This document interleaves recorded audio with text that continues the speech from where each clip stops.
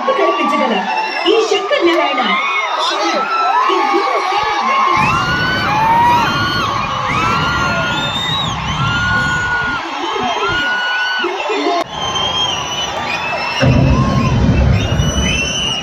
మాట్లాడుతున్నాడు ఎవరైనా ఆశ్చర్యపోతున్నారా?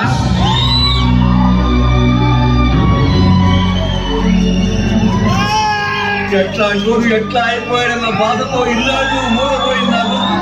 శివాలను కూర్చున్నారు.